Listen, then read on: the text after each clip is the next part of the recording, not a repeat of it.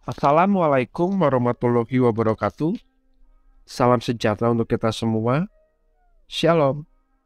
Om Swastiastu, Namo Buddhaya, dan salam kebajikan.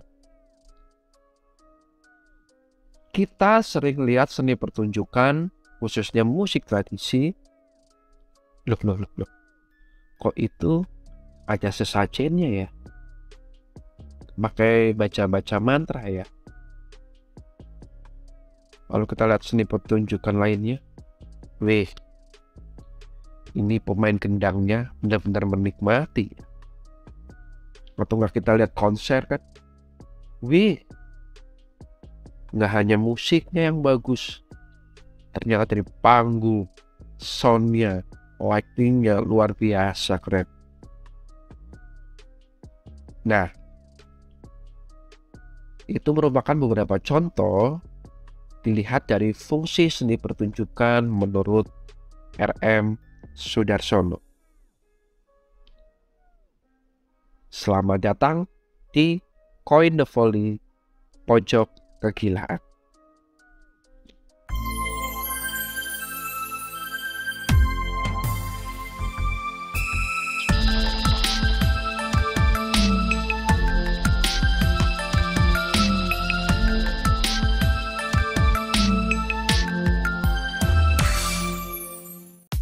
Spesial berbagai macam buku karya Yovie Irfan Vivian. Dengan buku pertama yaitu Sumia Handbook. Buku keduanya Hadi dengan judul Teori Musik Barat 1. Di buku ketiganya ada Teori Musik Barat 2. Dan menarik sekali untuk buku keempatnya yaitu dengan judul Tuts Hitam Putih Piano Klasik. And then untuk karya buku kelimanya yaitu Habitus Musical.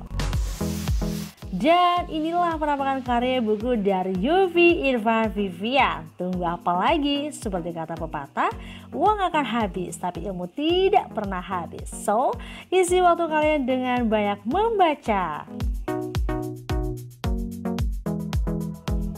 Bagi yang tadi silahkan pesan di kolom komentar YouTube atau bisa langsung hubungi via Instagram dan Facebook Yovie Oci. Terima kasih.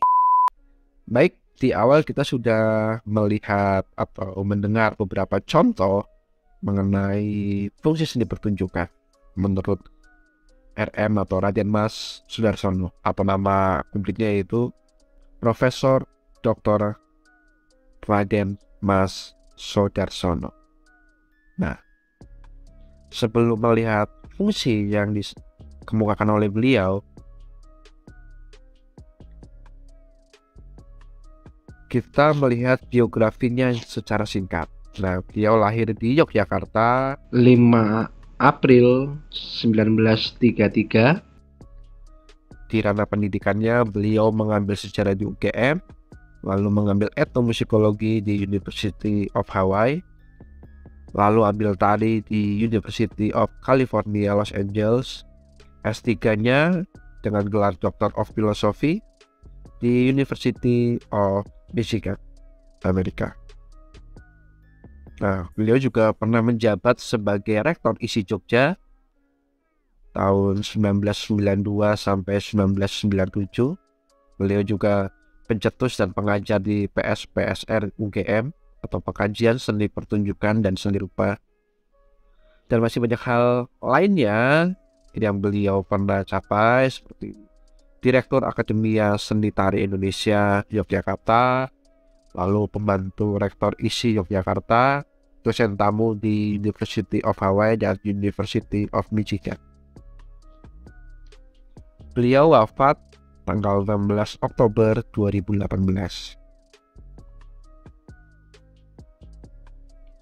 Nah, fungsi yang pertama yaitu seni pertunjukan berfungsi sebagai sarana ritual. Nah, di dalam pertunjukan ini atau musik tradisi ini kita melihatnya pada ranah musik tradisi ya. Nah, ada ciri yang dikatakan seni pertunjukan atau seni atau musik tradisi sebagai musik ritual. Yaitu pertama, diperlukan tempat pertunjukan yang terpilih, biasanya dianggap sakral. Karena pada saat melakukan kegiatan ritual, tempatnya tuh nggak boleh sembarangan, harus ditentukan dan dianggap sakral seperti itu. Lalu diperlukan pemilihan hari, biasanya dianggap sakral juga. Nah, jadi harinya tuh nggak sembarangan. Misalnya, oh ya, kita hari ini mau mengadakan pertunjukan ritual.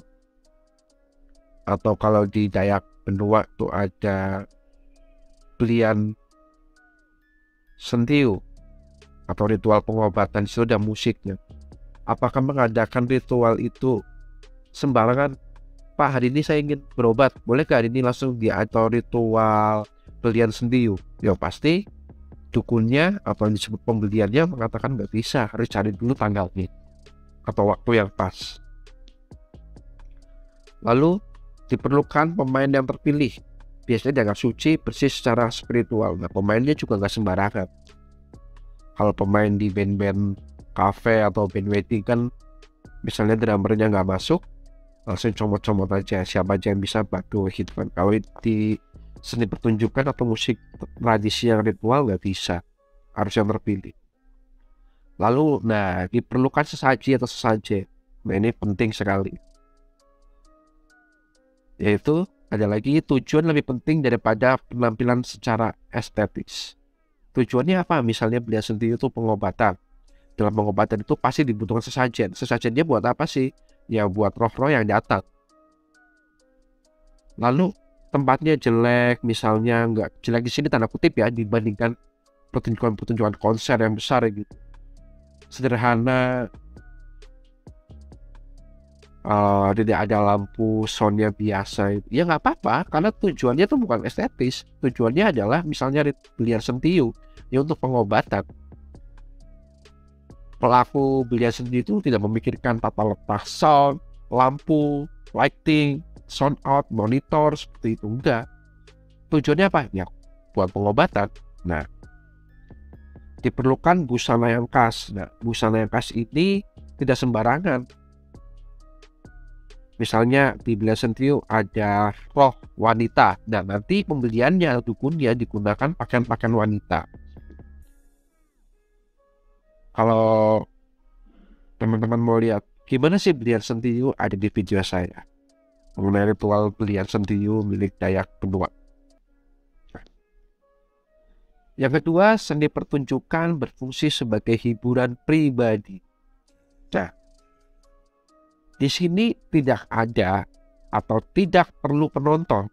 Kenapa? Karena seni pertunjukan ini atau musik tradisi ini berfungsi sebagai hiburan pribadi, terfokus pada pelakunya atau individunya. Individu siapa? Kalau misalnya dia pemain musik tradisi, misalnya pemain gendang, dia tertuju kepada pemain gendang itu sendiri. Hiburan pribadi harus melibatkan diri di dalam pertunjukannya. Art of participation. Nah, tidak ada aturan yang ketat pada saat pertunjukan disajikan. Karena apa? Yang penting diri lo sendiri, lo mau main apa, lo bisa nikmatin, lo bisa terhibur, ya lakukan. Mainkan apa yang kalian nikmati, nikmati apa yang kalian mainkan. Nah, dosen saya pernah ngomong seperti itu. Lalu contohnya adalah saat pemusik bisa memainkan komposisi atau bagian yang sulit dan berhasil, atau merespon pemusik lainnya, kenikmatan pribadi akan tercipta. Ketika kita latihan, pas latihan musiknya ini susah banget, susah bagian ini susah, atau bagian tuti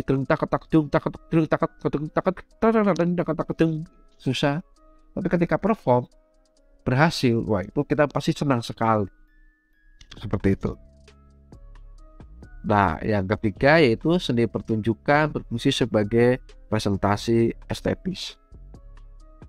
Pertunjukan sebagai presentasi estetis di sini melihatkan atau mengungkapkan suatu keindahan. Nah, kalau dalam sebuah pertunjukan diperlukan dana yang besar untuk menghadirkan sebuah presentasi estetis. Hal ini tidak terlepas dari penataan, kebutuhan panggung atau dekorasi. nggak ada dekorasi ya. Kalau misalnya dalam konser itu pasti ada soundnya, pasti yang cari yang baik, lightingnya, sound outnya seperti apa gitu kan. Nah, karena dibutuhkan dana yang besar untuk dekorasi panggung, diperlukan penyandang dana produksi atau production cost. Bisa digunakan atau didapat dari pembelian karcis atau sponsor.